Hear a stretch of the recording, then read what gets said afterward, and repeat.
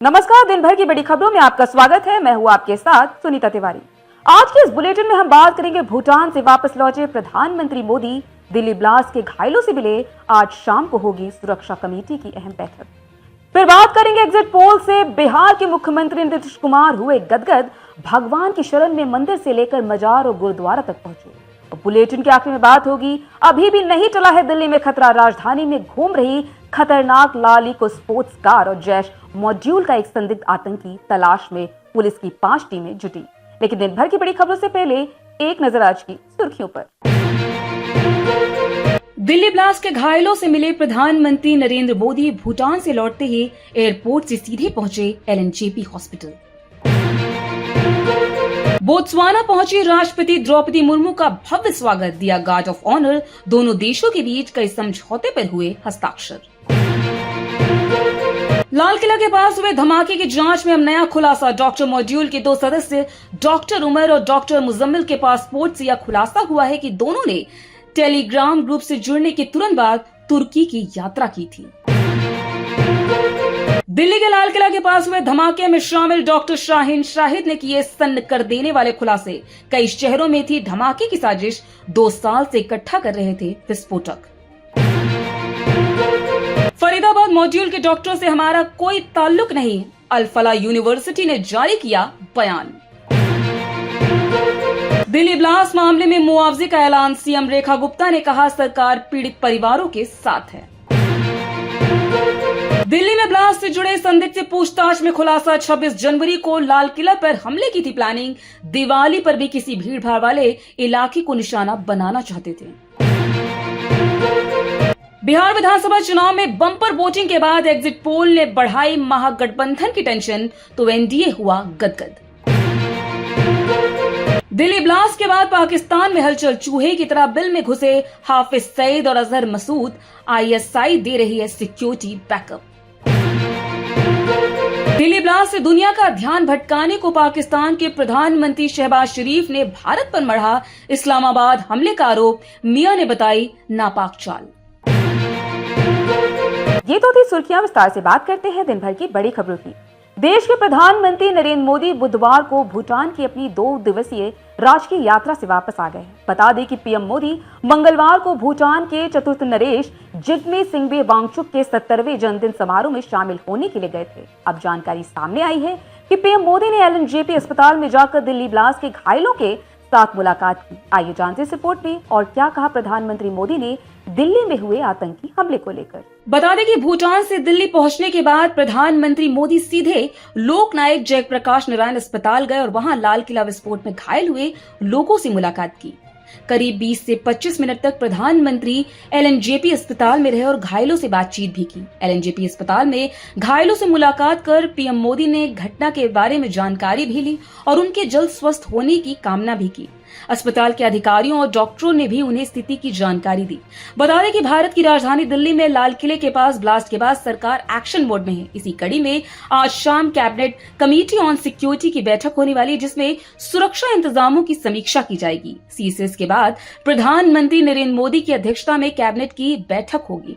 ये मीटिंग आज शाम प्रधानमंत्री के आवास 7 लोक कल्याण मार्ग पर होगी। बता दें कि मंगलवार को गृह मंत्री अमित शाह ने सुरक्षा एजेंसियों के साथ समीक्षा के बाद दिल्ली धमाके की जांच एनआईए को सौंप दी थी। पीएम मोदी ने भूटान से दिल्ली ब्लास्ट के मुद्दे पर भी कड़ा संदेश दिया था। पीएम मोदी ने कहा था, दिल्ली में हुई भयावह घटना ने सभी के मन को व्यथित कर दिया है। मैं भूटान बहुत भारी मन से आया हूँ। पूरी रात इस घटना की जांच से जुड़ी एजेंसियों के साथ मीटिंग करता रहा। पूरा देश पीड़ित परिवार के साथ खड़ा है। मैं पीड़ित परिवारों का दर्द समझता हूँ। एजेंसियां इस साजिश की तह तक जाएगी। किसी भी साजिशकर्ता को बख्शा नहीं जाएगा। पीएम मोदी ने साफ तौर पर अंग्रेजी में भी कहा, all those responsible will be brought to justice.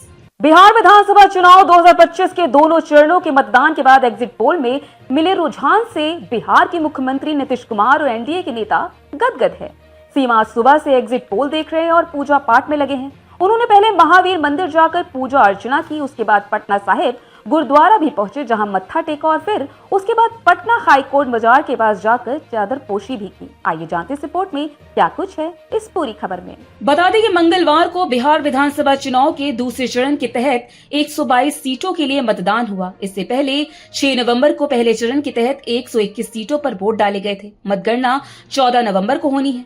मतगणना को लेकर सारी तैयारियां अंतिम चरण में है। इसी बीच दूसरे और अंतिम चरण के मतदान खत्म होने के बाद मंगलवार को कई एजेंसियों के एग्जिट पोल सामने आए। इस एग्जिट पोल के मुताबिक बिहार में एक बार फिर एनडीए की सरकार बनती हुई दिख रही है। इसी को लेकर बिहार के मुख्यमंत्री नीतीश कुमार काफी खुश दिखे। मंदिर, गुरुद्वारा और मजार पर जाकर आशीर्वाद लिया। हालांकि इस दौरान नीतीश कुमार ने मीडिया से बात नहीं की, लेकिन उनके चेहरे की खुशी बता रही है। वह चुनाव जीतने को लेकर आश्वस्त हैं।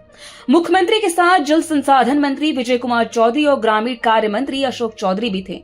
महावीर मंदिर में पूजा पाठ के बाद मुख्यमंत्री नीतीश कुमार हाईकोर्ट स्थित मजार पर भी पहुंचे। इस दौरान उन्होंने मजार पर चादर चढ़ाई और बिहार की समृद्धि एवं खुशहाली की कामना की। एग्जिट पोल के मुताबिक बिहार में एक बार फिर राष्ट्रीय जनतांत्रिक गठबंधन यानी एनडीए की सरकार बन सकती है, जबकि एग्जिट पोल के नतीजों में महागठबंधन को झटका लगने जा रहा है। एग्जिट पोल के मुताबिक राज्य की 243 सीटों में से एनडीए को 147 और 168 सीटें मिलने का अनुमान लगाया गया। वहीं इंडी गठबंधन को 70 से 90 सीटें मिलने का अनुमान है। हालांकि एग्जिट पोल अंतिम परिणाम नहीं है। बिहार में किसकी सरकार बनेगी यह 14 नवंबर को ही स्पष्ट होगा। बिहार में कुल 243 विधानसभा सीटें हैं। यहाँ सरकार बनाने के लिए बहुमत का आंकड़ा 122 है। प्रदेश में इस समय नीतीश कुमार के नेतृत्व में एनडीए की सरकार है। राष्ट्रीय राजधानी दिल्ली में सुरक्षा का ग्राफ एक बार फिर ऊंचा हो गया है। लाल किले के पास 10 नवंबर की शाम को हुए धमाके की जांच तेज हो चुकी है। खबर है कि दिल्ली में अभी भी फरीदाबाद से जुड़ा जैश ए मोहम्मद का एक संदिग्ध आतंकी घूम रहा है।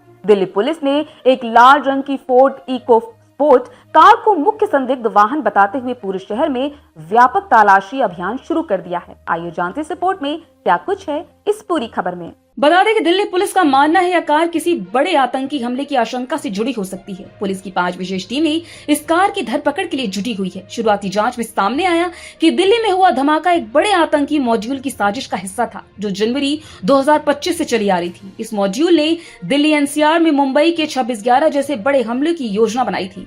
पुलिस सूत्रों के अनुसार संदिग्धों के पास हुंडई i20 के अलावा एक लाल रंग की फोर्ड इको स्पोर्ट कार भी थी, जिसे मुख्य वाहन माना जा रहा है।